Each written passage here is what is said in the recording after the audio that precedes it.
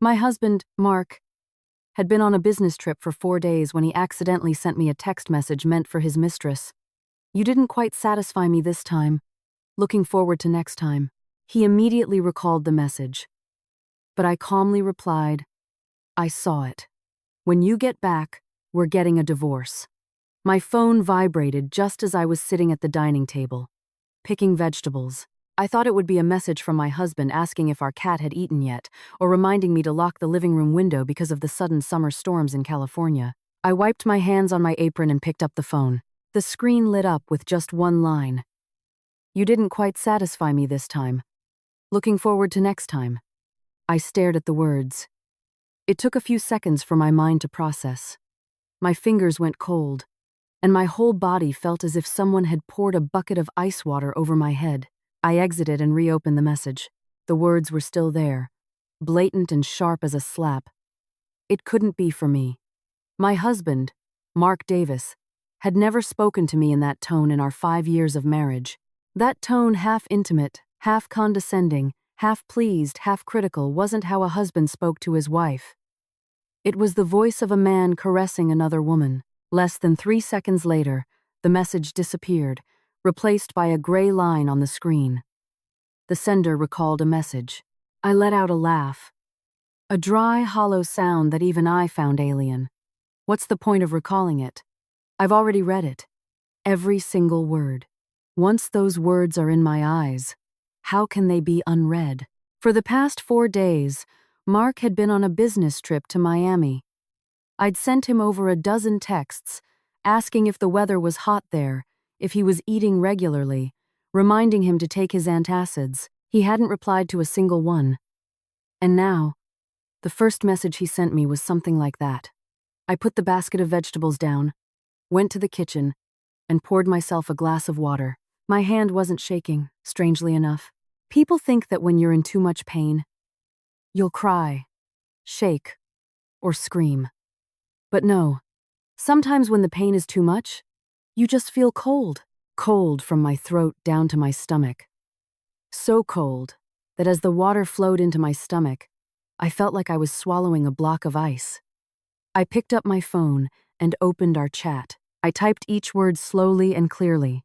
I read it. "When you get home, we're getting a divorce." I hit send, then turned off my phone. I didn't want to hear any more explanations, didn't want to watch another clumsy act. In the nearly 1,000-square-foot apartment, it suddenly became terrifyingly quiet. I stood still in the living room, my eyes fixed on the window glass reflecting my image. A 30-year-old woman with her hair hastily tied up, wearing faded loungewear and old plastic flip-flops. I looked at myself for a long time. It turned out that for a long time now, I had been living like a shadow in this house. I turned to look at our cat, curled up on the sofa. It lifted its head, let out a soft meow, then rubbed its face against a thin blanket. I walked closer, stroking its soft fur. "Soon, it'll just be you and me." It blinked at me, its innocence piercing my heart. My phone was off, but in my head, I still heard it vibrating continuously. Mark Davis was calling frantically. I know him too well. He wasn't afraid of hurting me. He was just afraid of me knowing. A moment later, the landline in the house rang. I stared at the phone for a few seconds before picking it up. I said nothing. Mark's voice immediately came through, urgent but suppressed. "Lisa, please listen to me. That message was sent by mistake. I sent it to a client I'm closing a deal with. Just joking around. Don't misunderstand." I closed my eyes. An excuse concocted so quickly that it lacked any sincerity. What kind of client do you talk to like that? "Lisa, please, be reasonable. I'm very busy. They're right here. Don't make a scene." I gave a faint smile. "You send such affectionate messages to clients?" "Well, they're regular clients. Just joking around to make work easier. Can you please stop overthinking everything?" There it was again, that phrase, overthinking. Or in other times, it would be, "You're too sensitive. You think too much. You're making a big deal out of nothing." I remembered the bedroom lamp that had been broken for 2 weeks. I asked him to fix it, and he told me I was nagging. I remembered when my mom was hospitalized. I asked him to wait for me to visit. He said he was busy with clients. I remembered the times my mother-in-law came to borrow money to help his brother, and I was uncomfortable. He told me I was selfish. Each time, I was always the one in the wrong, always the one who had to endure, always the one who had to be understanding. I opened my eyes, my voice strangely calm. It's not just about one message, Mark. He fell silent. I continued, it's because I'm tired after 5 years. Are you crazy? You're divorcing me over a random remark? No. I gripped the receiver tightly. It's because you haven't truly treated me as your wife for years. After saying that, I hung up and then unplugged the landline. The house fell silent again. I sat down on the sofa, leaning back, my eyes on the ceiling. No tears fell. Perhaps because my tears had dried up a long, long time ago. Mark and I met in our sophomore year of college. Back then, he was a young man with a bright smile, eloquent, caring, and full of promises. And I believed him. I believed him so much that soon after graduating, we got married. The first few years weren't easy. We rented a small apartment in a narrow alley in Queens. In the summer, the fan rattled all night but wasn't enough to cool us. In the rainy season, water splashed through the window, soaking the foot of the bed. But I never complained. I believed that as long as 2 people worked hard together, being a little poor was okay. Later, Mark's career improved. He became a sales manager for a furniture distribution company. His income gradually increased, and we were able to buy an apartment and a car. From the outside, everyone said I was lucky. A successful husband, a decent home, living in a big city, it was more than many people had. Only I knew that ever since our life became more comfortable, Mark came home later and later. His shirts started carrying strange perfume scents, at first faint, then growing stronger. Sometimes it was sweet, sometimes musky. None of them were mine. I once asked, he said he met female clients, and the scent lingered. I once believed him. Or rather, I forced myself to believe him. Until one evening, 6 months ago, on my birthday, I had booked a table at his favorite restaurant, but then canceled it because I wanted to cook him a proper meal myself. From 6 p.m., I busied myself in the kitchen until 7, then 9, then 11 p.m. The food grew cold. I reheated it twice before he came home. Dead drunk. His shirt collar had a faint red lipstick mark. Not my shade. That night, he collapsed onto the bed, sleeping like a log, while I stood in the kitchen, silently pouring the entire dinner into the trash. He didn't even remember it was his wife's birthday. That night, something inside me cracked. And now, with an accidentally sent message, that crack finally shattered completely. I stood up and walked into the bedroom, opening the closet. Half the closet was filled with Mark's suits, shirts, and ties, neatly hung as if in a store. The other half held my clothes, much fewer, much older. I suddenly couldn't remember the last time I bought myself a new outfit. Perhaps ever since we bought this apartment, I had gotten used to saving for the family. I was afraid my husband would be stressed, afraid he would be tired, afraid he would be burdened. So I kept retreating until I became tiny. So tiny that if I disappeared from this house, perhaps no one would even notice immediately. I pulled an old suitcase from under the bed. I hadn't packed yet, hadn't sorted anything. I just stood there, my hand on the handle of the suitcase, looking into the empty space in front of me. I knew that from tonight, my path would diverge in a different direction, and this time, I wouldn't turn back. I sat on the edge of the bed for a long time, my hand still on the suitcase handle, unmoving. In the brightly lit bedroom, everything was so familiar it suffocated me. The cream-colored curtains I chose myself. The gray bedsheets, Mark once said, looked more elegant than the floral patterns I liked. The nightlight on the left had been broken for nearly half a month, but he had never replaced it. Everything in this room felt like a silent record of my 5 years of marriage. Tidy on the outside, rotten on the inside. I opened the wardrobe, took out a few essential clothes, and put them in the suitcase first. A few bottles of cosmetics, phone charger, laptop, savings passbook, personal documents. I did it very slowly, very neatly, as if I was moving out of a rented house, not my own home. The more I packed, the more I realized how few belongings truly belonged to me. I bought the dressing table, but he chose the chair in front of it.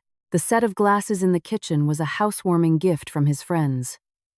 Even the rug in the living room was his favorite color. I had lived here for 5 years, yet every small corner bore more of his traces than mine.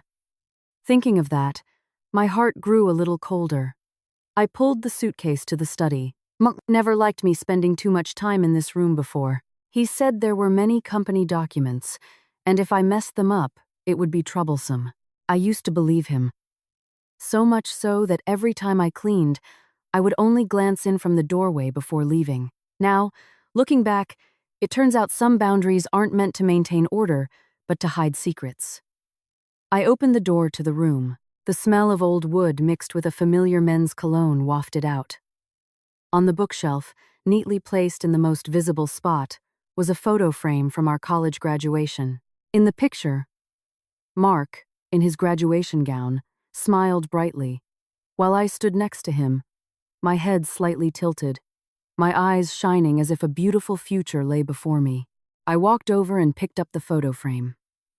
The glass reflected my face now, still the same woman, but my eyes were no longer the same. I no longer saw the two-year-old girl in me. That girl was naive, believed in promises, believed that if you loved enough, you would have a decent home. But the current me only saw myself as foolish to the point of heartbreak.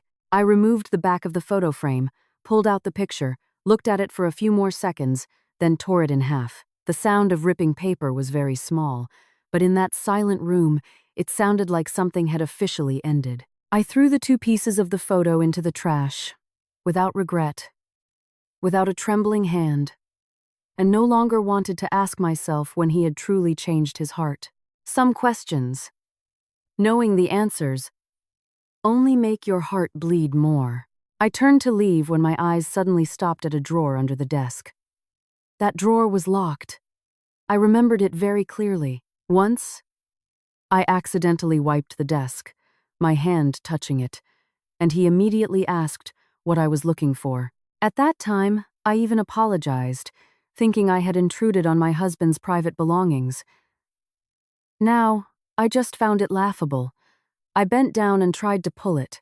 It was indeed locked. I stood still for a few seconds, then went out to the bedroom to find the spare keychain in the bedside table drawer. Ever since we got married, I had been the one who kept all the keys in the house. It's just that I never thought there would be a day I would use it to unlock my husband's secrets.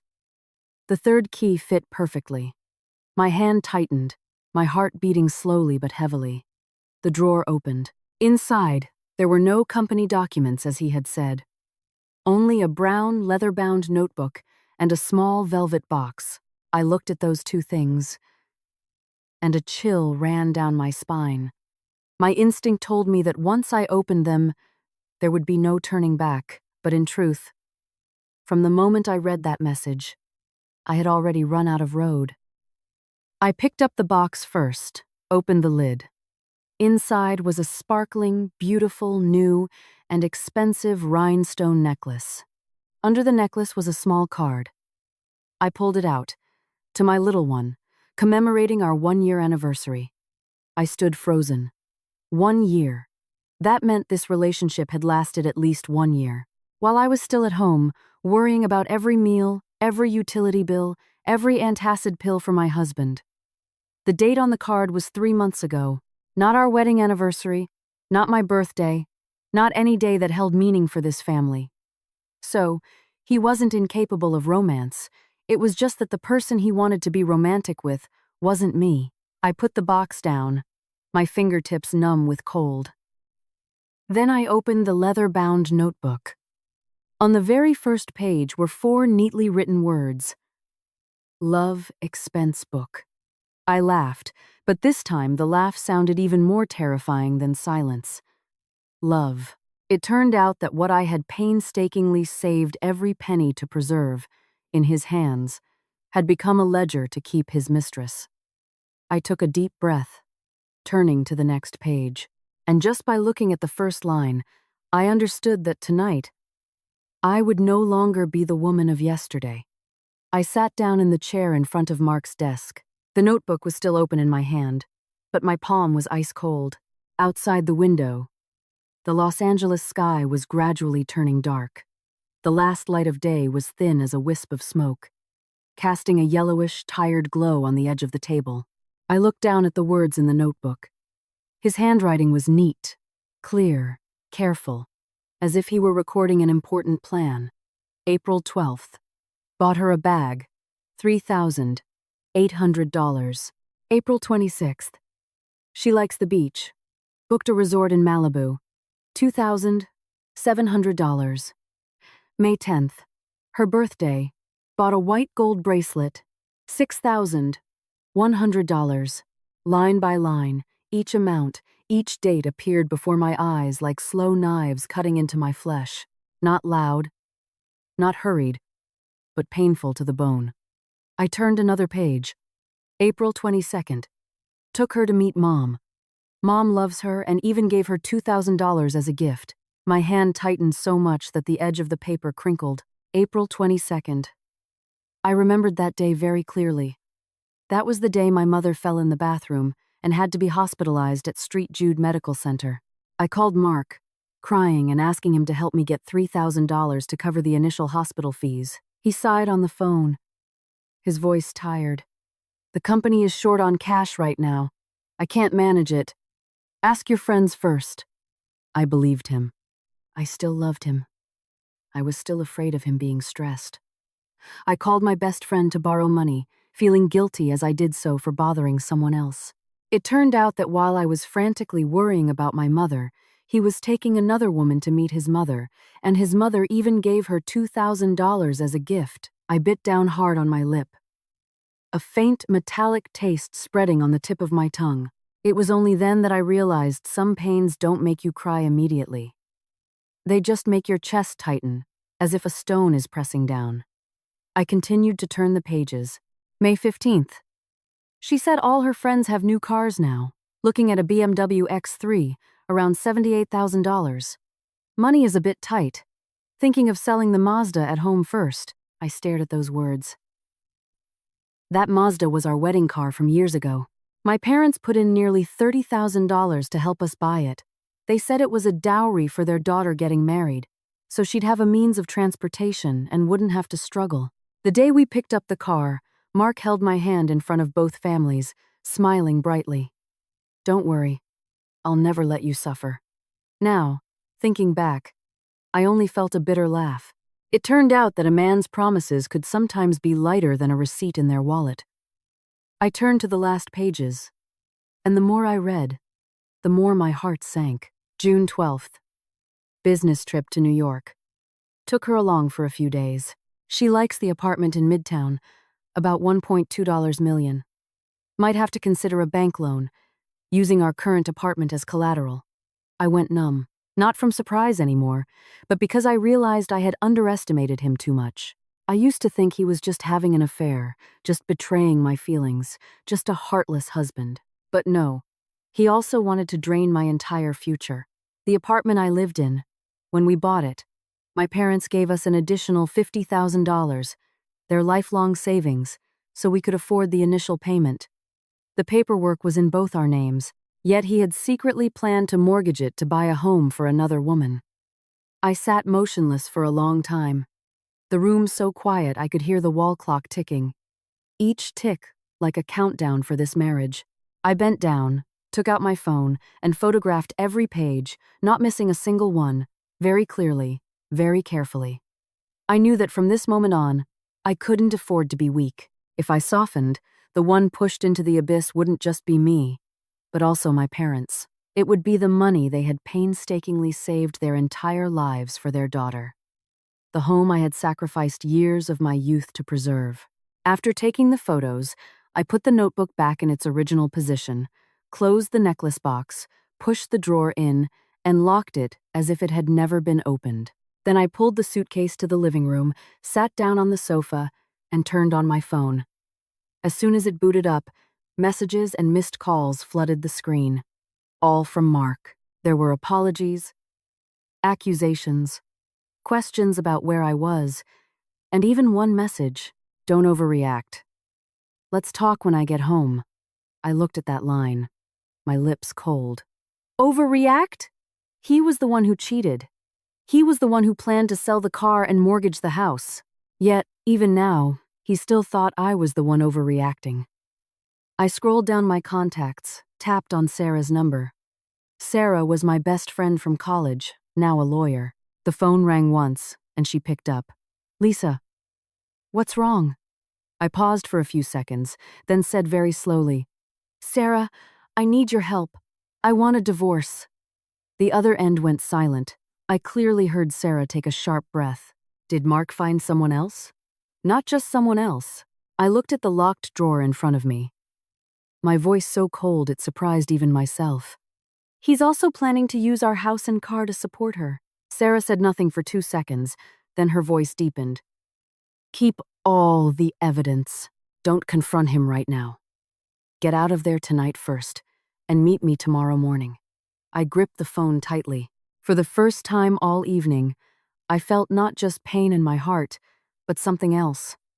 Cold, sharp, and utterly clear-headed. I hung up and sat still on the sofa for a long time. Outside the window, it was completely dark. Lights from the opposite apartment buildings lit up square by square, looking from afar like small boxes filled with other people's lives. Perhaps somewhere behind those windows, people were arguing, crying, or had just discovered that the person sleeping beside them for years was actually a stranger. I looked down at the suitcase by my feet. Everything essential was almost packed. Clothes, documents, laptop, savings passbook, a few important personal items. I didn't take anything else. I suddenly felt strangely light. It turned out that what truly belonged to me was never much. What kept me trapped in this house, from beginning to end, wasn't the belongings but trust. It was the years I lied to myself that if I just endured a little more, tried a little harder, this marriage would return to what it once was. Now, that trust was dead. I stood up and took a last walk around the house. The living room was tidy, the dining table spotless, the kitchen neat. Everything was just as it was when Mark left for his business trip. If not for that message, if not for the notebook in the drawer, perhaps in a few more days, I would still be waiting for him to come home, still reheating soup, still asking if he was tired from his journey. Thinking of that, a chill ran down my spine. I went to the kitchen, took out the cat's food bag, and added more to its bowl. It padded over, lowered its head, and ate contentedly. I squatted down, gently stroking its back. "I'll be back for you tomorrow." It didn't understand what I said, just let out a soft meow and rubbed its head against my hand. Suddenly, my eyes stung. In this house, the thing I was most attached to was just a small, mute animal. I stood up and pulled the suitcase to the door. Just then, my phone screen lit up again. It was Mark calling. I stared at his name for a few seconds, then answered. His voice came through, lower this time, as if he had forced himself to soften. "Lisa, I'm at the airport." "Where are you?" "I'm still at home." "Good. Don't go anywhere. Wait for me to get back, and we'll talk. I don't think we have anything left to talk about." "Lisa." He emphasized my name, as if simply lowering his voice would make me soften, as I always did. "I told you. That message was a misunderstanding. Don't be childish, okay?" I laughed. My laughter was so soft it surprised even me. Even now, he still thought I was just throwing a childish tantrum. He still didn't understand, or didn't want to understand, that what had shattered wasn't just anger, but the entire marriage. "I'm not childish," I said slowly. "I'm just awake now." The other end was silent for a few seconds, then his voice sharpened. "Do you know I'm very tired?" I've been on a business trip for days. My mind is already in a mess. Can't you just be calm for a bit and wait for me to explain? Explain what? I asked. Explain why you have someone else. Or explain why you planned to mortgage our house. The other end fell silent. Just a very short pause, but enough for me to know I had hit a nerve. When he spoke again, his voice had completely changed. Dry, tense, and full of defensiveness. You went through my things. I only opened a drawer in my own home. Lisa Grant, you're going too far. I heard him and found it amusing. He cheated. He supported a mistress. He planned to sell the car and mortgage the house. Yet, I was the one going too far. Yes, I replied very softly. If I don't go too far this one time, you'll probably take everything and then leave. Lisa, listen to me. His voice quickly changed back to a soft tone. It's not what you think. She and I aren't serious. It was just a fling. I haven't done anything that affected you. I closed my eyes. A light statement, but enough to crush the last part of me. Haven't done anything that affected me? My 5 years of youth, our money, my trust, my parents' kindness, all of it had been trampled by him. I opened my eyes. My voice ice cold. Mark, from now on, don't call me anymore. If there's anything, talk to my lawyer. Lawyer? He almost snarled. Are you really crazy? I've never been saner than I am now. After saying that, I hung up and blocked his number. I stood in front of the apartment door, looking back one last time. On the shoe rack, his work shoes were still there. On the chair, the jacket I had washed for him last week was still there. Our wedding photo still hung on the living room wall. In the picture, I smiled gently, and he looked at me with adoration. It was strange. The photo was still there. The people in the photo were still us, only the bond of affection was gone. I walked in, took down the wedding photo frame. I didn't break it, didn't tear it, just turned the photo face to the wall and placed it on the TV stand. I didn't want to see it anymore. Then I pulled my suitcase out, locked the door. The sound of the door closing behind me was very soft, but in my heart, it echoed like a final period. Down in the lobby, I called a cab to a small hotel in West Hollywood. I didn't go to my parents' house right away. I didn't want them to see me in this state tonight. I needed a quiet space, a place private enough to clear my head before entering the real battle. The taxi drove through the still-lit streets. Los Angeles was still bustling, still noisy, still not slowing down for anyone's pain. I leaned back in the seat, watching the city lights blur past the window. In my mind, it was no longer the image of the missent message, but the leather-bound notebook, the lines he neatly wrote, detailing every expense for his mistress. It was the plan to mortgage this house, the day my mother was hospitalized while he was spending money to win over another woman. The more I thought, the colder my chest grew. But strangely, I no longer wanted to cry.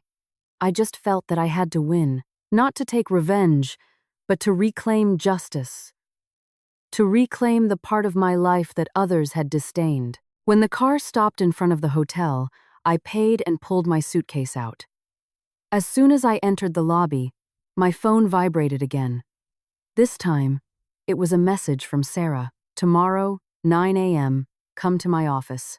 Bring all the documents you have, the more, the better. I looked at the message, and my hand, gripping the suitcase handle, suddenly tightened. In truth, ever since I found out there was another woman in my husband's life, I had never been curious about how beautiful she was, how young she was, or how she spoke. I only wanted to know one thing. Was she a deceived victim or an accomplice in tearing apart my marriage? About an hour later, Sarah called back. I just picked up. And she immediately said, "It's done!" I sat up straight. Who is it? Her name is Nicole Smith, 23 years old, from San Diego, currently renting an apartment in West Hollywood. Works as a freelance advertising content creator, occasionally models for some cosmetics brands. I was silent. 23 years old. Exactly 7 years younger than me. The age where a face is still fresh, a voice still sweet, eyes still full of naivety, making middle-aged men mistake it for admiration. Sarah continued. Mark transferred money to her quite regularly, almost every month, some months over $10,000. I laughed softly, a laugh colder than ice water. Yet, a few months ago, I said I wanted to replace my phone, which I had been using for almost 4 years. Mark frowned and asked if it was really necessary to be so extravagant. It turned out money wasn't lacking. He just didn't want to spend it on me. Anything else? Yes. Sarah's voice slowed. The car he planned to buy for her wasn't just planned anymore. It was already bought. I squeezed the spoon in my hand tightly. What do you mean? A white Mercedes GLC, registered under Nicole Smith's name almost 2 months ago. The payment came from an account linked to Mark's secondary credit card. I closed my eyes.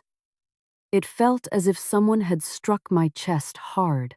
If I remembered correctly, that car purchase coincided with the period when Mark said his company was facing difficulties and told me to postpone plans to renovate the bedroom because men are under a lot of financial pressure. It turned out his financial pressure was using household money to fund another life.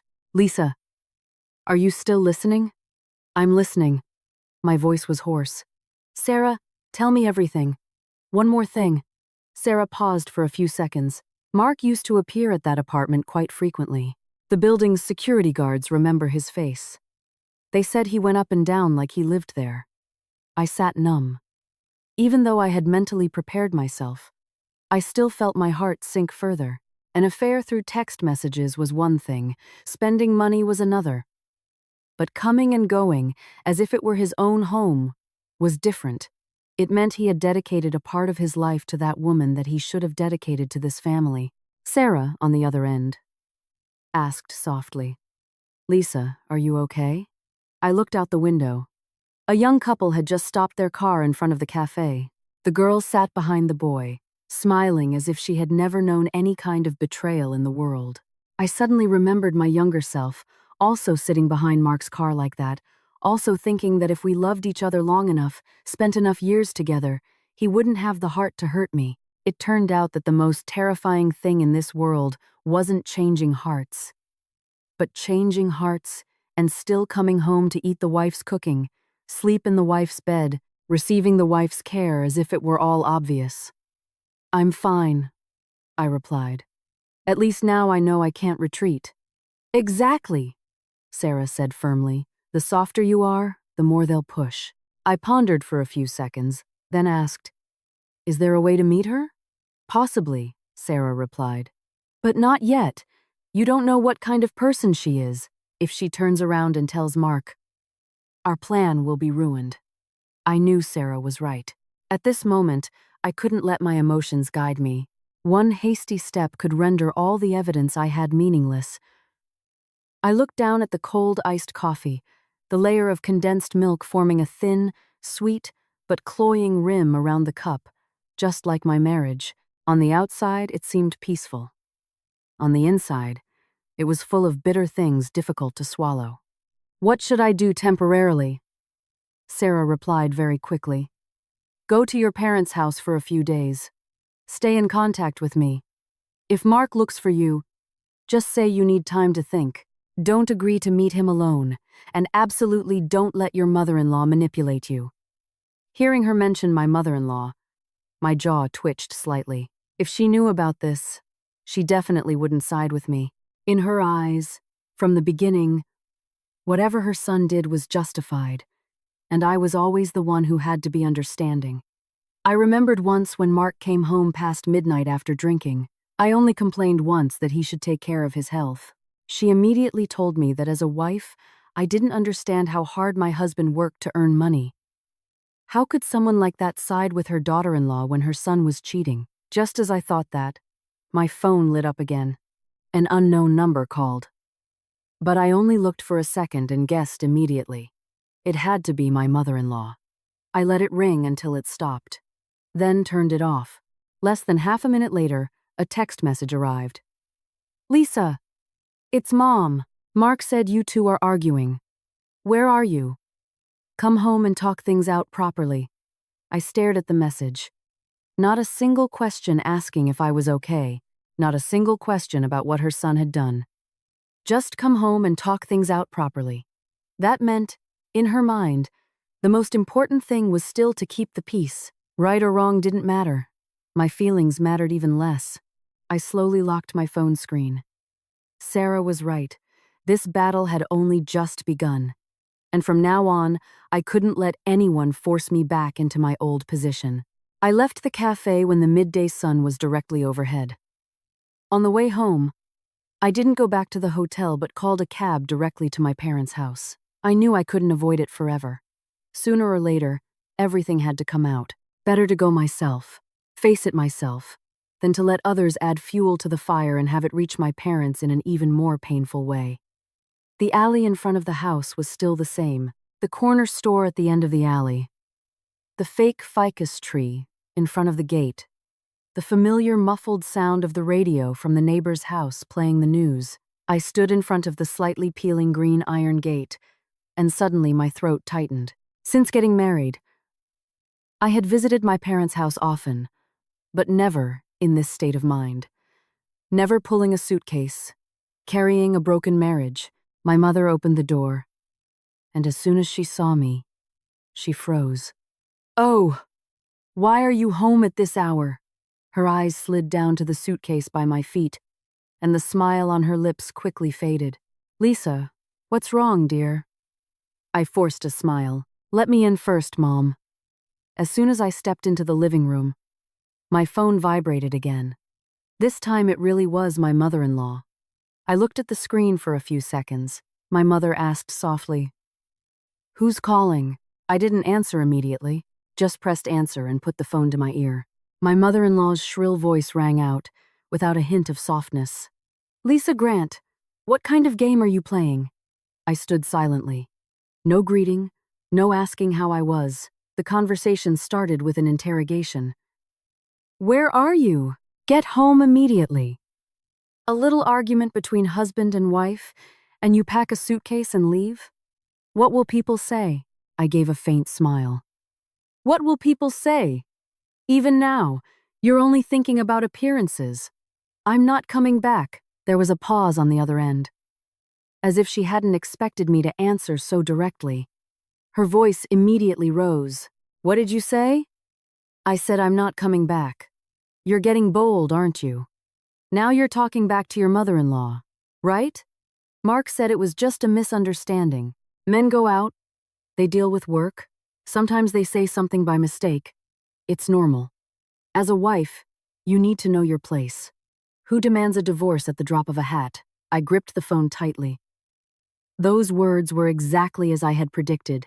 In her eyes, no matter what wrong her son did, it was always the daughter-in-law's fault. "Misunderstanding?" I asked, my voice very soft. "Or did you know all along and still want me to turn a blind eye?" "Watch your language," she snapped. "All I know is my son works hard and provides for his family, and you've been married for 5 years. And the house is still quiet. If you can't keep your husband, whose fault is that?" I froze for a second, although I had heard her taunt me about not having children many times. At this moment, that remark still cut me like a fresh knife. My mother, sitting nearby, had heard every word clearly, and her face had completely changed. I took a deep breath, trying to suppress the trembling in my chest. "Are you done, Mom?" "No." Her voice grew even sharper. "Let me tell you, men going out a little bit is also because the wife at home doesn't know her place. Don't make a big fuss and lose both your husband and your home. Don't blame me for not warning you then." I laughed. A laugh so cold it felt alien even to myself. So she knew. Not just vaguely, but she knew very well that her son had cheated. She just chose to side with him. I spoke each word slowly. "Then you should go teach your son first." The other end immediately exploded. "How dare you!" I hadn't finished. I cut her off. For the first time in my life, I didn't give her another word. "Your son not only has someone else, he also took our money to support that person, and he even planned to mortgage our house and car for her. You knew, and you still told me to put up with it. So I'll ask you honestly, are you feeling sorry for your son, or are you helping him? The other end fell silent. I could clearly hear her sharp breaths. A few seconds later, she barked again. Whatever he does, he's still your husband. What good does it do to air your dirty laundry for everyone to laugh at? It helps me, I replied. At least I'll keep my self-respect. Self-respect? She scoffed. Will self-respect feed you? What will you do after the divorce? Over 30 years old, no children. Who will want you then? Each sentence struck me like dirty water, but strangely, this time, I didn't feel drowned. I only felt pity for the past. When I used to doubt myself because of these words, whether I can live or not is not your concern, I said. As for that house, that car, and the money you and your son took from me, I will account for every single penny, she yelled. You wouldn't dare. I would dare, I replied very calmly, because now I am no longer your daughter-in-law. After saying that, I hung up and blocked her number. The living room was stiflingly silent. My mother sat on the couch, her hands clasped tightly, her eyes red with anger. My father walked out of the room, surely having heard most of the conversation. He stood still for a few seconds, then asked, He really has someone else? I looked at my parents. My throat choked. This was what I feared most. Feared their pained eyes, feared them knowing how much humiliation their daughter had to swallow in a marriage that, from the outside, everyone thought was peaceful. I put the suitcase down, sat on the edge of the sofa, and nodded slightly. Yes, just one word, but it felt like it drained all the strength from me. My mother covered her mouth with her hand. My father turned his face away, his jaw clenched until veins bulged. I knew that from this moment, nothing could be hidden anymore. And perhaps that was also the moment I truly began to step out of my old life. I sat in front of my parents, my hands clasped so tightly that my knuckles were white. Outside in the yard, the early afternoon sun fell on the old, mottled brick. Inside the house, the oscillating fan whirred slowly, making its familiar rattling sound. Everything was normal, as it always was, only my life was no longer the same. My mother was the first to speak. Lisa, tell me everything. Her voice trembled, trying to stay calm but unable to hide her choked emotion. I looked at my mother's graying hair, at the wrinkles around my father's eyes. My nose suddenly stung, from childhood to adulthood. What I feared most was not suffering myself, but causing my parents pain. I took a deep breath and began to tell my story.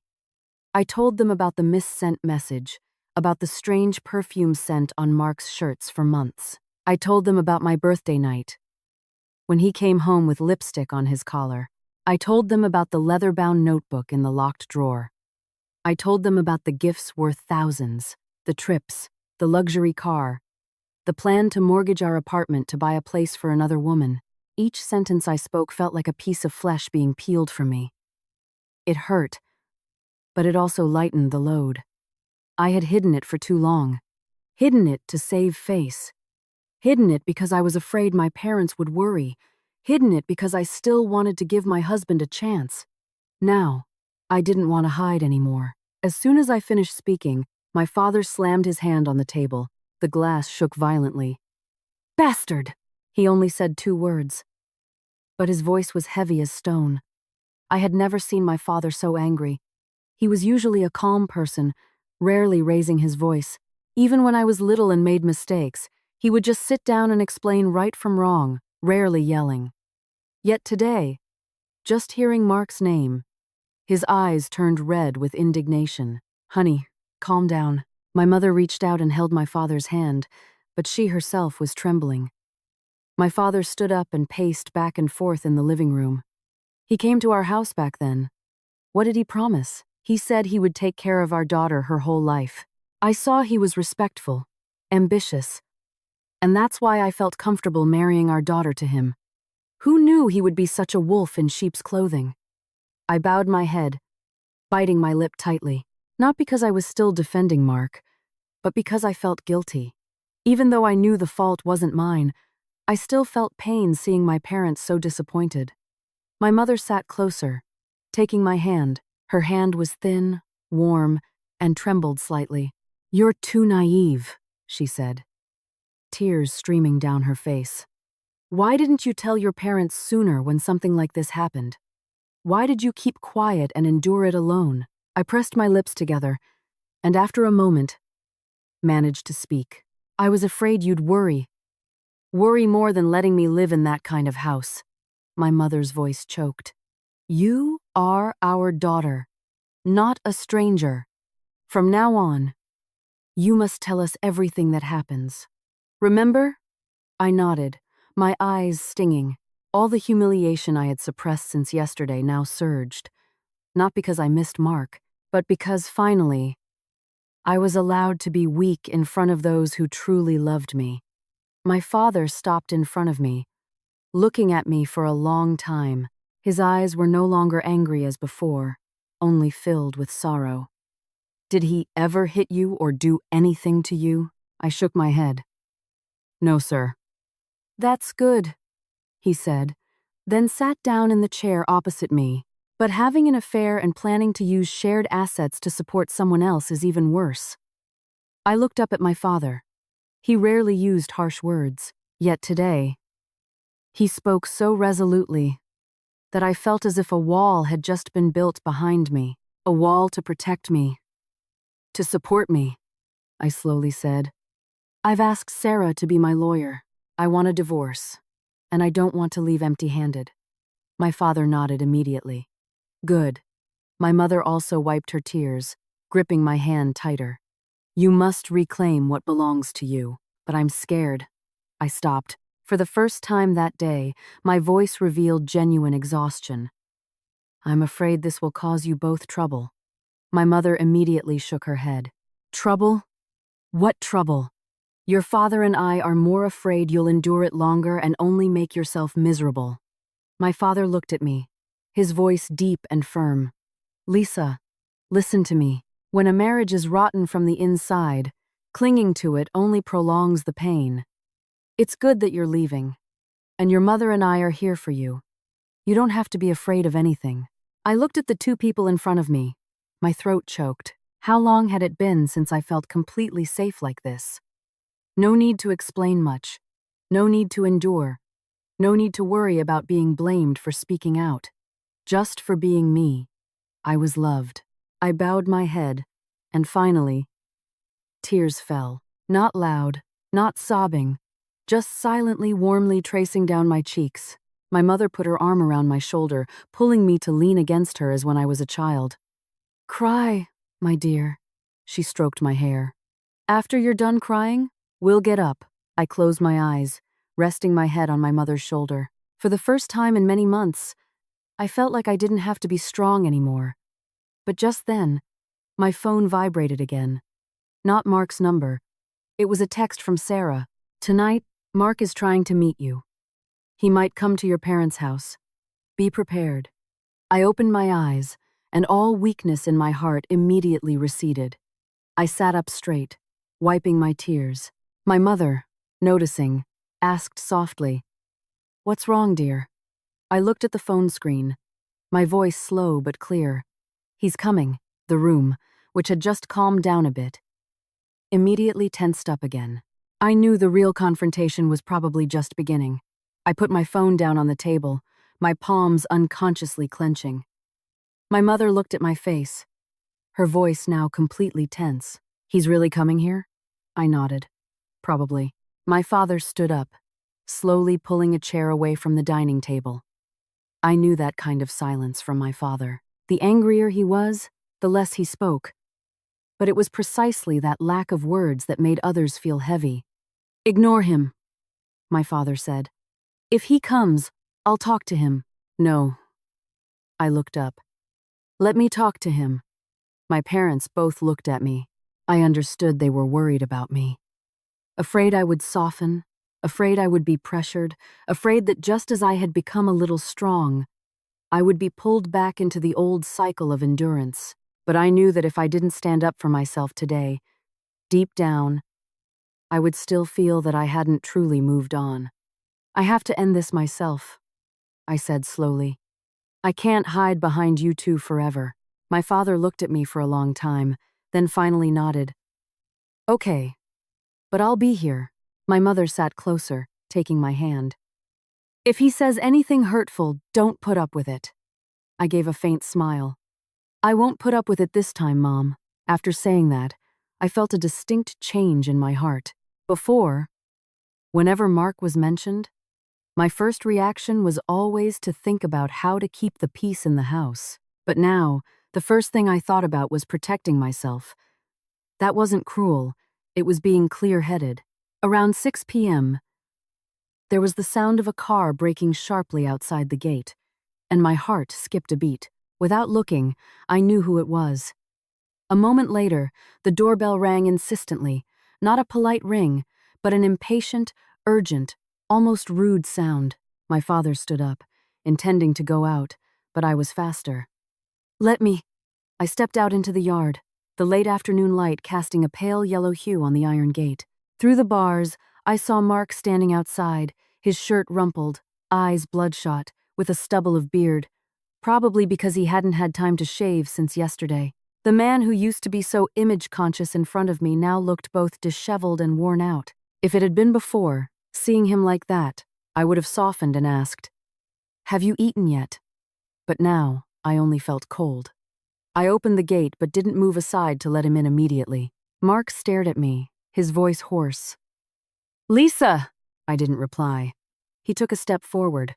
"Come home with me." His first sentence wasn't an apology, wasn't an admission of guilt, wasn't asking if I was okay. It was still the same phrase. "Come home." I chuckled softly. "Which home? The one you planned to mortgage to buy a home for someone else?" His face completely changed. He glanced quickly into the house, probably guessing my parents were listening. Then he lowered his voice. "Lisa, don't talk like this here. Let's go outside and talk. I have nothing to hide." "You do." I cut him off. "So you're the one who feels embarrassed, not me." Mark clenched his jaw. His eyes showed a familiar flash of irritation. The look I used to see whenever he lost control of the situation. But just a second later, he forced himself to soften. "I know you're angry, but you have to give me a chance to explain. I've given you many chances. Since last year when you started coming home late, since my birthday, when you came back with lipstick on your collar, since the time my mother was hospitalized and you said you had no money, since dozens of times I told myself, I'm probably overthinking it." I looked at him, my voice growing calmer and calmer. "That chance didn't just run out today. It ran out a long time ago." Mark swallowed hard. "I admit I made a mistake." Hearing that, I almost laughed out loud. Mistake. He called it a mistake. Not betrayal, not deception, not exploitation, just a mistake. "Go on," I said. I crossed my arms over my chest. "Let me hear how much of a mistake you intend to call it this time." He looked at me, his voice more urgent. "Nicole was just a momentary lapse on my part. I never thought of leaving you." "Ah," I nodded. "So that's why you bought her a car, took her on vacation to meet your mother, and then planned to mortgage our apartment to buy her a house?" His face turned pale, his lips moved. But he couldn't form a coherent sentence. I stepped out into the yard, closing the gate behind me. I didn't want my parents to hear any more of this filth, but I also didn't want Mark to step into this house, as if he still had the right. "Do you know what the funniest thing is?" I asked. "It's that even now, you still think if you just lower your voice and say a few soft words, I'll be like before." "It's not like that," I interrupted him, "because in your eyes, I'm always the one who will endure, always the one who will retreat, always the one who, no matter how she's treated, will think of family." I looked deep into his eyes. "But you're wrong."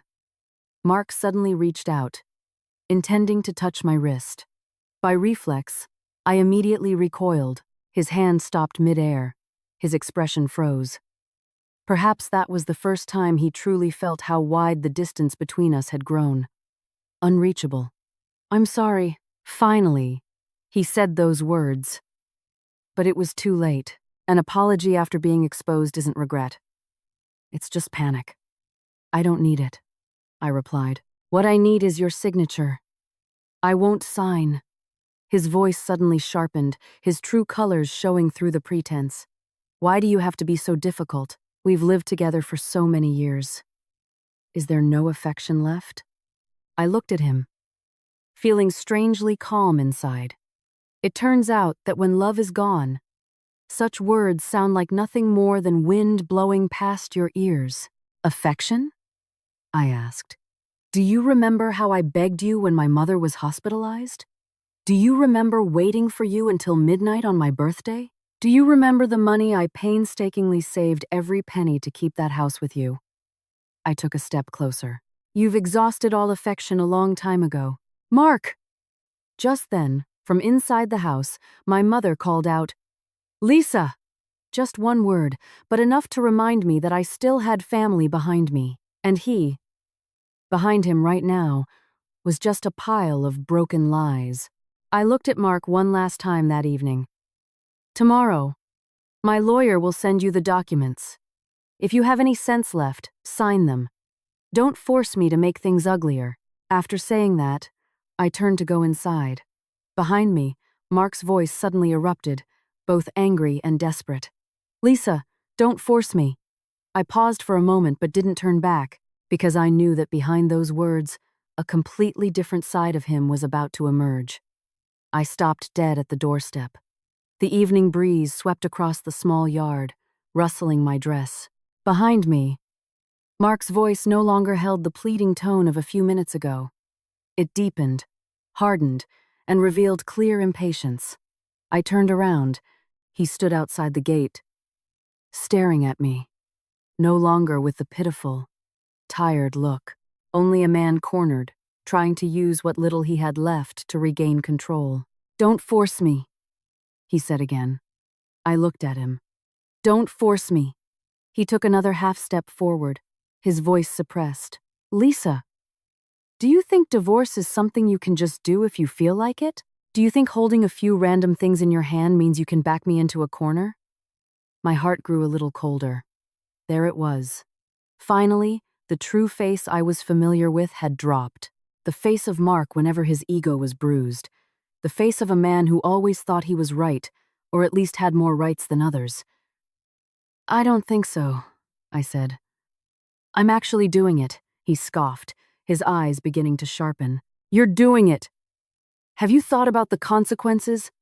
What consequences? I asked, my voice calm. The consequence is that if this blows up, it won't just be me who loses face. You won't look good either. People will ask why your husband went outside. People will ask what you did to make your home like this. Can you handle that? I looked at him, and instinctively found it amusing. Even at this point, he still thought I was afraid of public opinion.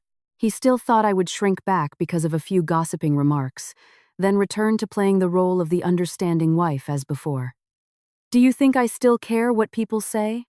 I asked. Or are you just comforting yourself that by bringing up public opinion, I'll be scared? Mark clenched his jaw. Lisa, I don't want to say anything harsh. Then don't say anything, I replied. I just want your signature. He suddenly let out a faint laugh. That laugh made me feel disgusted. What if I don't sign? Then I'll let the law handle it. I looked him straight in the eyes. He immediately replied, The law? Are you sure what you have is enough to do anything? That notebook was just my personal notes. That message was just sent by mistake. And how will you prove that money was joint property? I was silent for a few seconds, not because I was intimidated by him, but because I realized that even now, he still viewed it all as a game of wits. To see who was better at covering things up. He didn't for a second feel he owed me a real apology. Didn't for a second feel he was wrong in this marriage. He was just calculating gains and losses. I slowly said, Don't worry. If the current evidence isn't enough, I'll find more. And the more you talk and act, the more you'll only reveal what kind of person you are. His face hardened. Suddenly, he lowered his voice, almost hissing through clenched teeth. Lisa, Don't think that just because your parents are backing you up and Sarah is helping you, you'll win.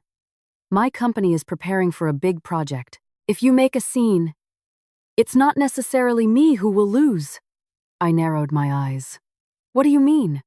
He looked at me, his eyes darkening. I mean, your father still has connections in the business world. If this blows up in the worst way, some relationships won't be happy.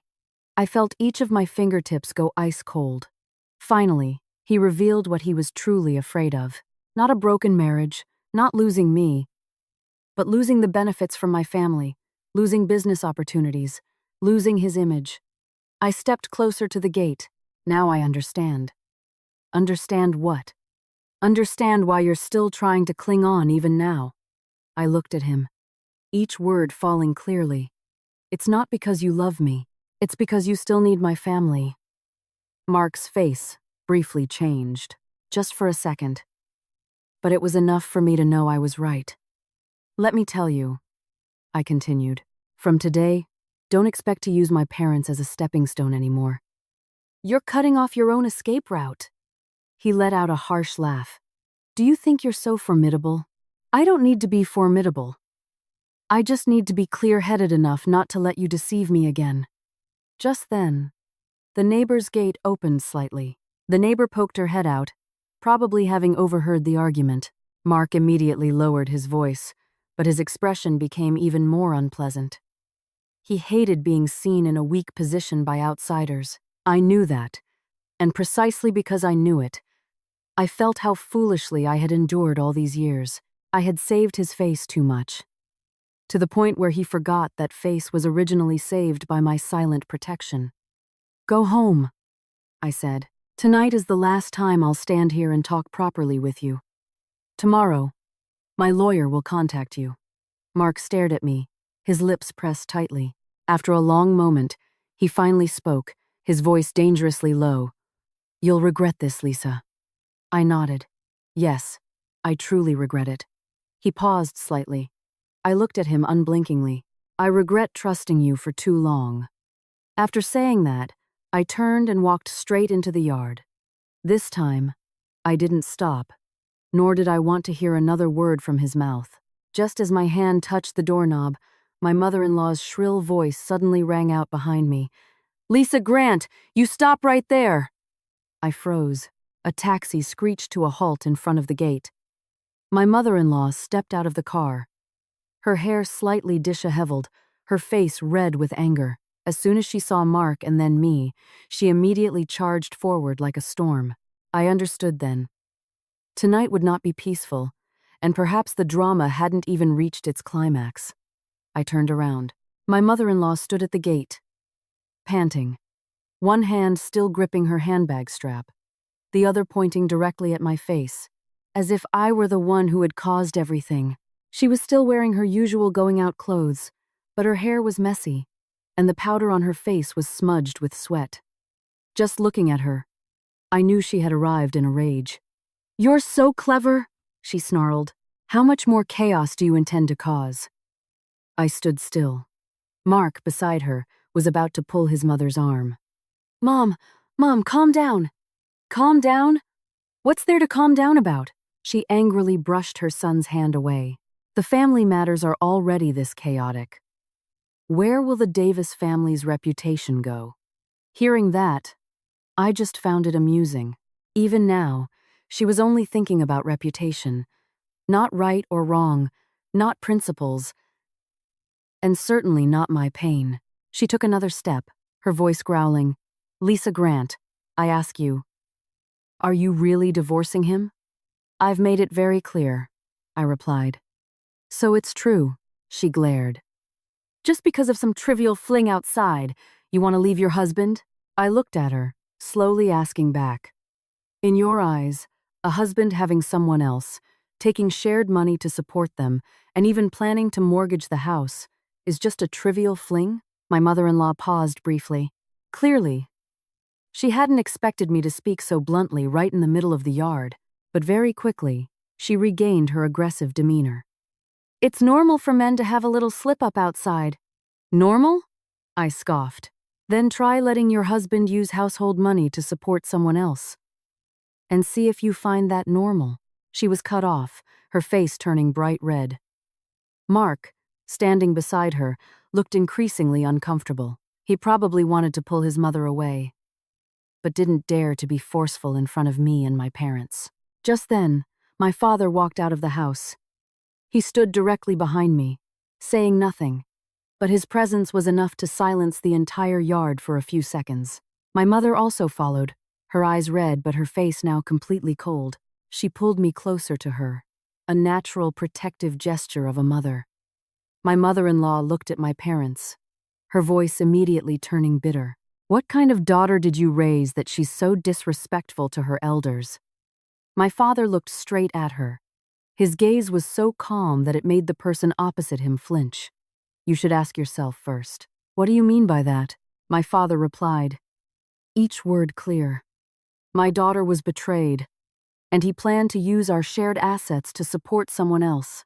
She's still standing here talking respectfully. That's already enduring too much." My mother-in-law let out a shrill laugh. "Respectful? Your daughter is causing a scene, demanding a divorce, and demanding all sorts of settlements. Is that respectful?" My mother couldn't hold back anymore. She took a step forward.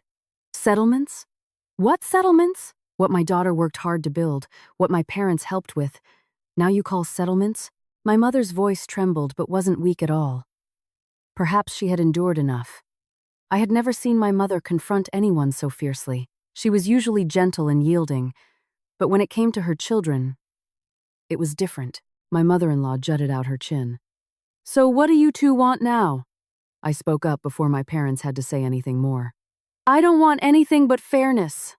"Fairness?" she sneered. "Don't talk about morals here. You've been married for 5 years and couldn't even give my family a grandchild. Now what are you trying to do?" The air seemed to freeze. I clearly heard my mother take a sharp breath. My father clenched his hands behind his back, and I, after the initial shock, felt strangely calm inside. I had heard this sentence too many times, heard it so much that at one point I almost believed it. At one point I thought it was truly my fault. But now, I only found it despicable, utterly despicable. I looked her straight in the eyes. "The doctors have made it clear about children. Mark and I both have no issues. It's just not the right time. I've drunk countless traditional remedies, gone for countless examinations, endured countless gossiping remarks." I paused for a moment, my voice deepening. "But it turns out the most terrifying thing isn't not having children, but having a husband and living as if you don't." Mark's face turned pale, and my mother-in-law was furious. She pointed at me, yelling, "Don't blame everything on my son. If not him, then who?" This time, I didn't back down. Did I force him to cheat? Did I make him buy a car for someone else? Did I write the notebook detailing every expense he spent on his mistress? With each sentence I spoke, Mark's face grew a little paler. My mother-in-law spun around to her son. "Is that true?" Mark pressed his lips tightly. No answer. His silence was the clearest answer. She gasped for a few seconds, but then, just as I predicted, instead of turning to blame her son, she directed all her accusations at me. "If you knew how to keep your husband, this wouldn't have happened." I laughed. This time, I truly laughed out loud. A laugh that was both tired and bitter. "So, in the end, it's still my fault." "Yes," she replied without hesitation. "A woman who doesn't know how to nurture her home, how to be gentle, how to please her husband, will be abandoned sooner or later." I looked at the woman in front of me and suddenly felt pity for her. Pity that she lived her whole life with that mindset. Pity that she raised her son to be like Mark, and even today, still didn't realize where the shame truly lay. I took a deep breath, keeping my voice very calm. "You're right about one thing." My mother-in-law looked up, thinking I was about to back down. I looked her straight in the eyes. "I truly don't know how to please him. I don't know how to indulge betrayal. I don't know how to indulge him in taking shared assets to support a mistress. And I certainly don't know how to indulge the kind of man who makes mistakes and still expects his wife to bow her head in humiliation." Every word I spoke made my mother-in-law stammer with rage. Before she could react, curious glances from outside the alley began to peer in. More neighbors started gathering, all clearly overhearing what was happening. I knew my mother-in-law was terrified of losing face, and at that moment, I saw a flicker of genuine panic in her eyes. I understood. This confrontation was no longer within her control. I saw a flash of panic in my mother-in-law's eyes, but it lasted less than a breath. Immediately after, she raised her voice again, trying to regain her familiar, domineering stance. "What are you looking at?" She turned towards the alley, yelling at the neighbors who were standing still. "This is my family's business. It's none of an outsider's concern." Her shrill voice echoed down the alley, but her very attempt to drive away curiosity only drew more attention. I stood still, saying nothing more. I knew that the calmer I remained, the less likely I was to lose my ground. My mother-in-law spun back towards me, her eyes blazing with anger. "Lisa Grant, don't think you're so smart bringing your parents here. Let me tell you, if you keep making a scene, I won't let you off easy." I looked at her, my voice even. "What do you intend to do to me? Try getting a divorce." She pointed directly at my face. "I'll tell all our relatives on both sides that you're rude. You don't know how to be a daughter-in-law. You've been married for 5 years and couldn't bear a child, and now you're making excuses to blame your husband and steal his assets." My mother, hearing that, couldn't take it anymore. "Who are you calling a thief?" My mother-in-law immediately turned to her. "I'm talking about your daughter." The house is their joint property. The car was also bought with their combined money. Not to mention, in the beginning, our family even contributed a lot of money so our daughter would have a decent place to live. Now you say she's stealing by reclaiming her share? She scoffed. What's wrong with contributing money?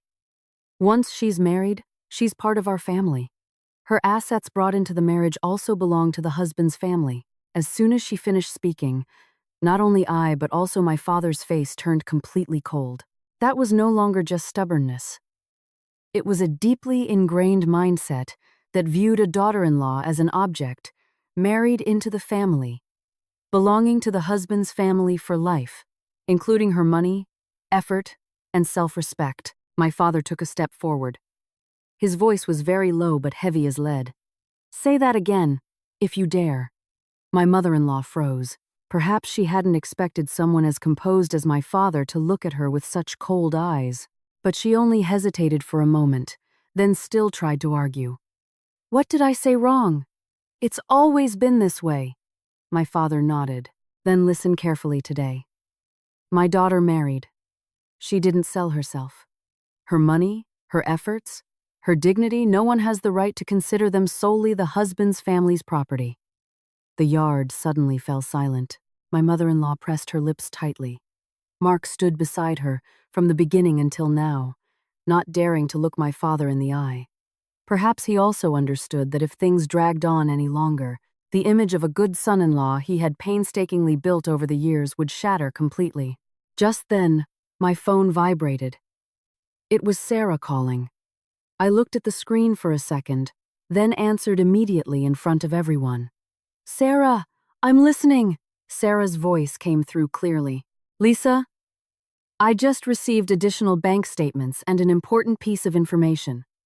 I didn't put it on speaker, but in the quiet yard, those standing nearby still overheard fragments. Tell me, in the last 3 months, Mark has transferred a total of nearly $40,000 to Nicole Smith's account. In addition, there's a deposit reserving an apartment in downtown LA. The initial contact person listed was him.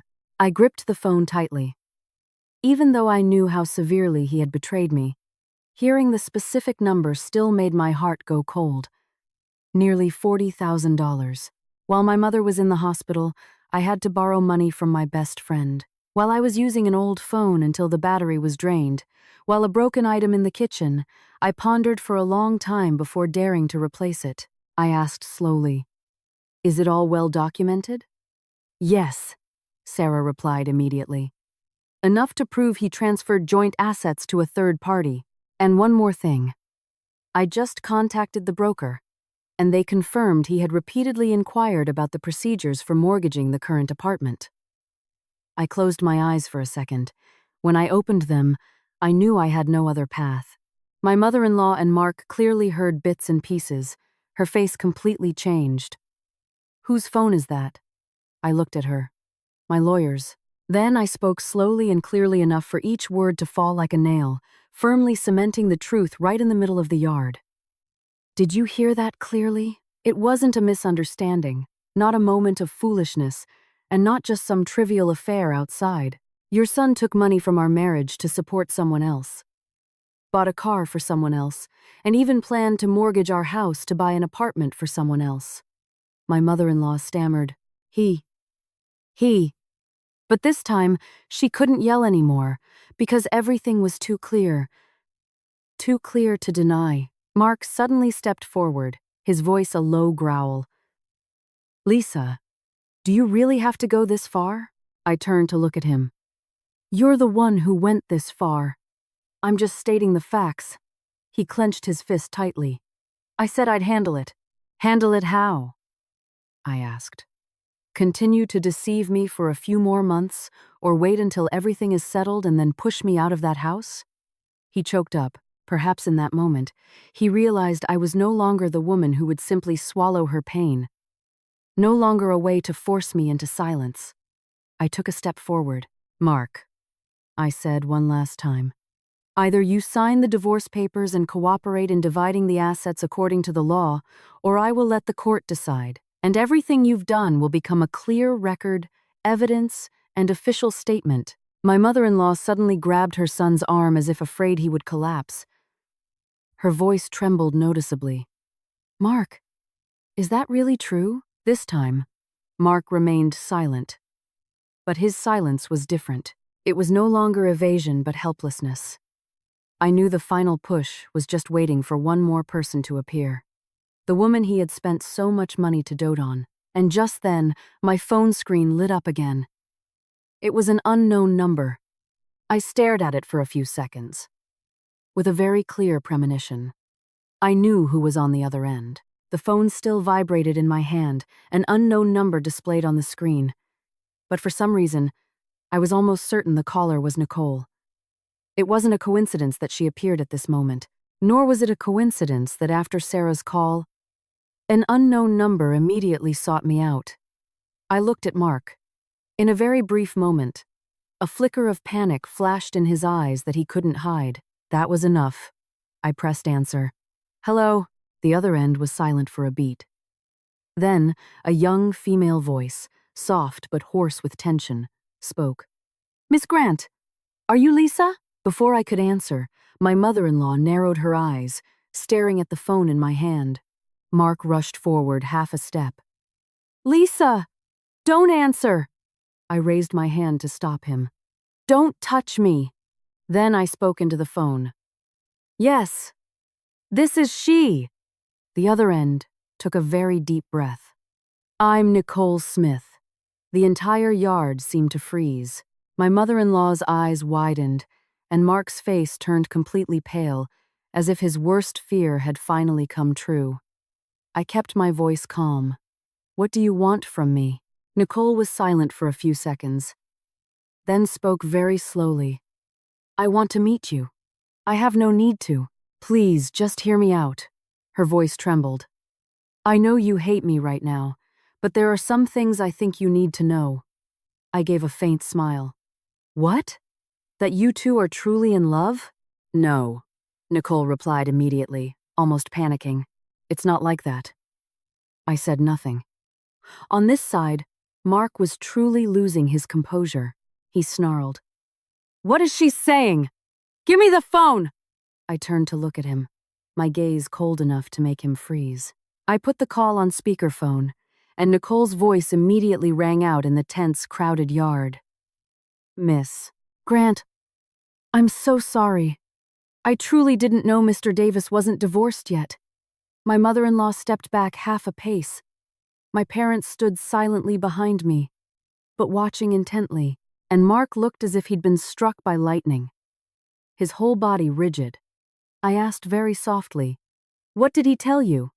Nicole's voice was choked. He said you two were only husband and wife on paper, that you were distant, no longer had feelings, and would sign the papers sooner or later. He said he was waiting for the right time to tell his family. I closed my eyes for a second. Even though I knew he was deceitful, I never imagined he could fabricate such a complete story to deceive two women at once. I opened my eyes. Go on. He said the current apartment would be sold sooner or later, which is why he planned to buy another place.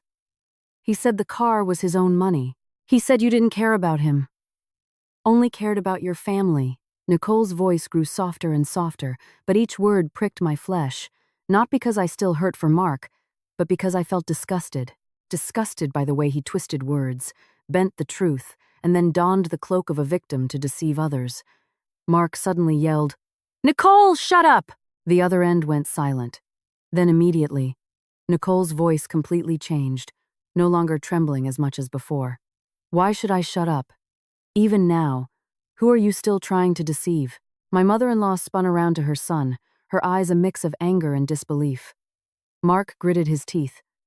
Are you crazy? Nicole scoffed. I'm the crazy one, believing you for a whole year. I even thought I was loved. Until this morning, someone sent me bank statements and asked if I knew that money was the joint property of you and your wife. I knew that person was Sarah. And I also knew that from this moment on, the game had reached a point of no return. What did you call me for? I asked.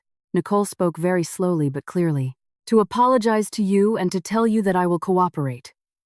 Mark lunged forward. Lisa, hang up. I immediately backed away. My father stepped between me and him. His voice was deep and cold. Stop right there.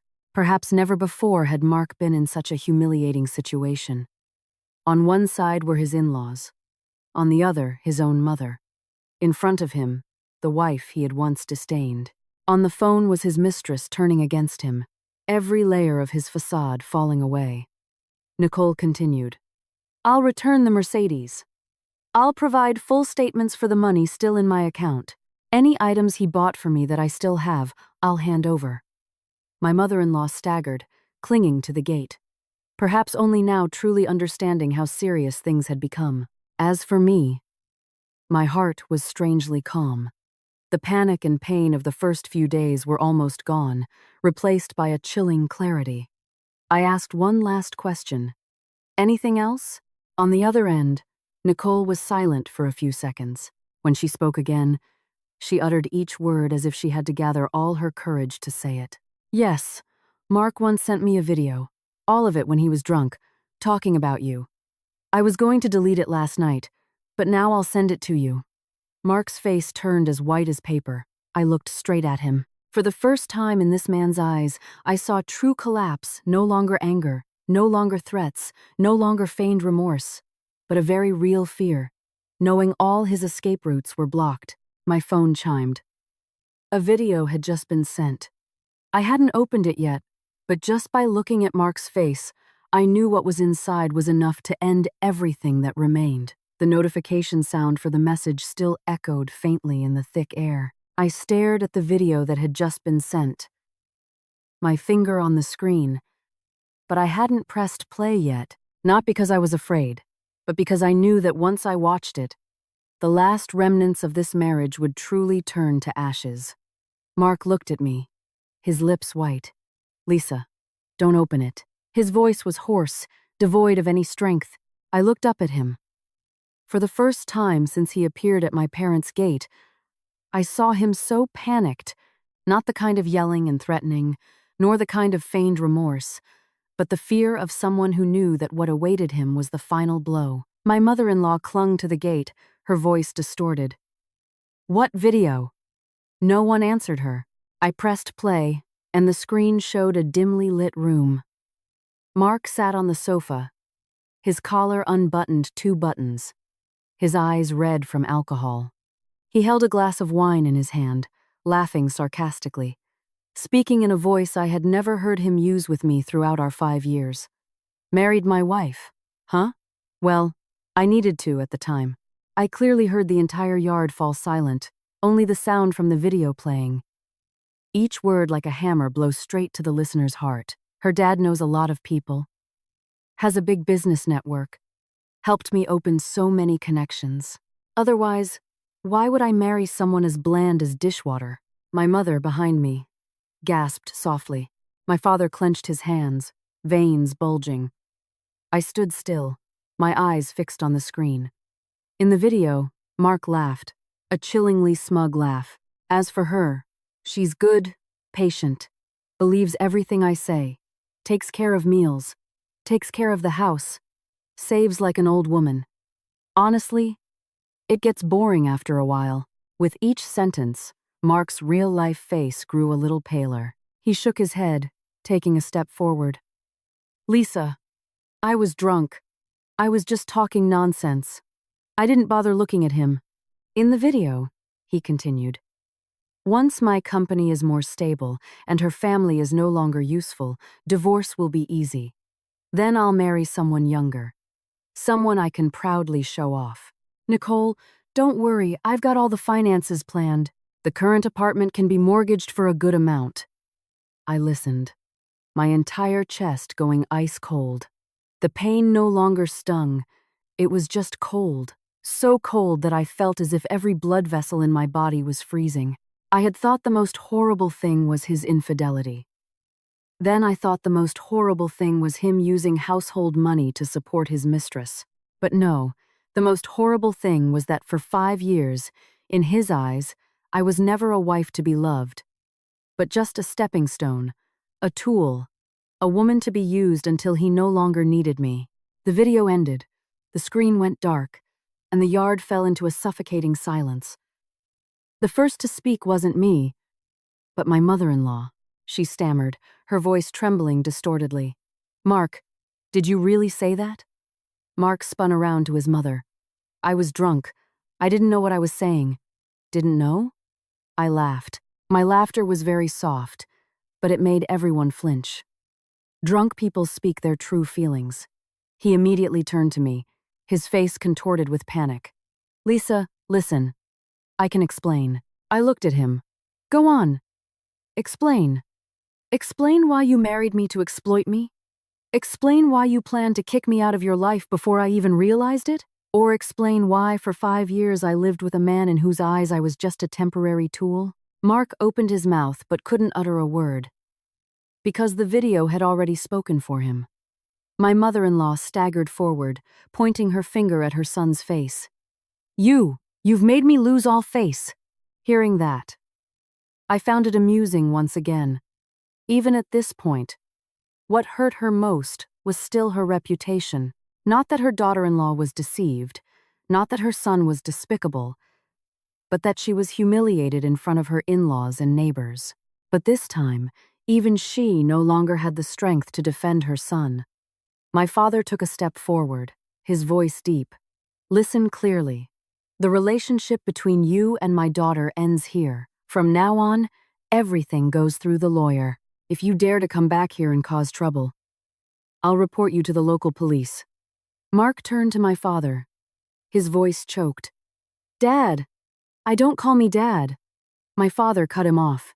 For the past few years, I considered you family, but it turns out I misjudged you. Those words were like a final knife cut, severing any remaining ties. Mark stood frozen, his eyes bloodshot. I looked at him, no longer feeling any pity. This man was once my youth, once the person I trusted more than myself, but now, standing before me was just a selfish, greedy, deceitful person, still clinging to everything he could exploit. I slowly opened my bag, took out the divorce papers that already bore my signature. The paper was slightly wrinkled at the corner, but still crisp enough to convey my unwavering determination. I held it out in front of Mark. Sign it. He looked at the papers, then at me. His eyes held a mixture of hatred and fear, as if he couldn't believe the woman who had once endured so much in front of him could be so cold. Lisa, I'm telling you for the last time, I cut him off. If you don't sign, tomorrow this video will be on the lawyer's desk, in the court file, and if necessary, even those who want to cooperate with you out there will know exactly what kind of person you are. Mark's hand trembled. My mother-in-law stood beside him. her lips moving as if to speak. But in the end, she remained silent. Perhaps she also understood that there was no saving it. After a very long time, Mark finally took the papers. He didn't sign immediately, just looked at it as if it were a verdict, then looked up at me, his voice hoarse. "Do you really want to push me to this point?" I looked him straight in the eyes. "No, you pushed yourself here." The evening breeze blew across the yard. A dry leaf flew from somewhere, brushed my feet, and then caught on the doorstep. Mark bowed his head, his hand holding the pen trembling visibly. I knew that with just one more stroke of ink, my 5-year journey with him would officially be severed. And this time, I no longer felt pain. I only felt myself standing very close to freedom. Mark's hand trembled so much that the pen point deviated twice before finally touching the papers. He signed his name slowly, heavily, as if each stroke of ink was cutting into his own flesh. But I no longer felt sorry for him. I just stood watching, my heart strangely calm. 5 years of marriage, 10 years of acquaintance, so much hope, so much endurance, so many times I had minimized my own pain to keep that home peaceful. Finally, it ended with a trembling signature from the man I once thought I would spend my whole life with. When Mark put down the pen, the yard fell silent. He looked up at me, his eyes bloodshot, his voice hoarse. "Are you satisfied now, Lisa?" I looked at him. This time, I no longer saw the man I once loved in front of me, only a stranger who had gone too far down his own selfish path. "I don't need to be satisfied," I replied. "I just need justice." My father stepped forward, took the divorce papers, folded them carefully, and handed them to me. I took them, my fingertips touching the thin, cold edge of the paper. But in my heart, I felt as if I had just received a ticket out of the most suffocating days of my life. My mother-in-law slumped onto the stone bench in the yard, her face looking a decade older in just one afternoon. She no longer cursed, no longer defended her son. She just sat there, her eyes distant. Perhaps only now did she understand that some things, once broken, can never be pieced back together as before. But her realization came too late for me. I turned to look at Mark one last time.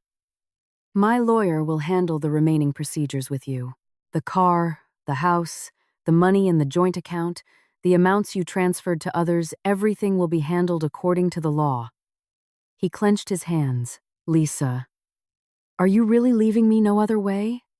I gave a faint laugh. "A way? The path I walked with you for years. You yourself blocked it all. From the moment you betrayed me. From the moment you took our shared money to support someone else. And from the moment you treated this marriage as a stepping stone to exploit my family." I finished speaking, not waiting for his reply, nor needing to hear another word. Some conversations only prolong and taint memories. Some people, seeing them for one more second, only remind you of how blind you once were. I turned and walked into the house. Behind me, there were no more calls begging me to stay, only the heavy sighs of adults and the helpless silence of someone who had lost all escape routes. That evening, I sat with my mother in the old kitchen, listening to the bubbling soup, listening to my father slowly watering the potted plants on the porch outside. Everything was so simple that my heart softened. I suddenly understood that peace was never about a beautiful apartment or a husband who earned a lot of money. Peace was a place where you didn't have to constantly fear being deceived, didn't have to endure pain to save someone else's face, didn't have to live in a home where every meal, every word, every tear was taken for granted. A week later, most of the basic procedures were completed. Thanks to Sarah's help, the asset division proceeded smoothly. The apartment was retained according to the legal settlement agreement. The jointly owned car was also reevaluated. The money Mark had transferred out became clear evidence for further action. As for me, for the first time in many years, I went out and bought myself a few new clothes that weren't expensive.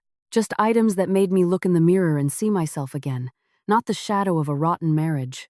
Not a woman who spent all her time saving for her husband while being forgotten herself, but a person with the right to live with dignity, to be loved properly. And if that wasn't possible, still capable of holding her head high and moving forward. On the afternoon, I received all the documents from Sarah. I stood for a long time on my parents' balcony. The Los Angeles sky after the rain was strangely clear and blue. Sunlight streamed down on the still wet tin roofs, shimmering like broken mirrors reflecting a new sky. I knew my life wouldn't be easy immediately from here. There would be times of sadness, times of remembering and hurting, times of wistfulness thinking of the lost years. But I also knew that all pain would pass, as long as I didn't return to the place that had once hurt me. I picked up my phone and sent Sarah a message. "Everything's over. Thank you." Sarah replied very quickly. "It's not over. It's a new beginning." I looked at the message and smiled. Yes, this isn't the end of my life. It's the day I step out of the darkness and reclaim my freedom. This is a fictional story I created based on emotional fragments from life. And I used AI voice narration to convey the story to the audience, helping them draw many good lessons from it. The characters in the story do not represent any specific individuals. Lessons learned from the story. First, in marriage. If love is not accompanied by respect, sooner or later, it will become pain. Second, endurance has its limits. Enduring at the right time is for the family. But enduring unconditionally only encourages others to take advantage. Third, women must know how to protect their rights, both emotionally and financially. Don't let trust become an excuse for others to exploit you. Fourth, when a marriage is rotten from the root, bravely walking away is sometimes the way to save your life. Fifth, a decent blood family is always a place to return to, the most precious support in your weakest moments. Thank you, uncles, aunts, siblings, and friends, for listening to this story. I wish everyone good health, peace, wisdom and love, and enough strength to preserve the happiness you deserve.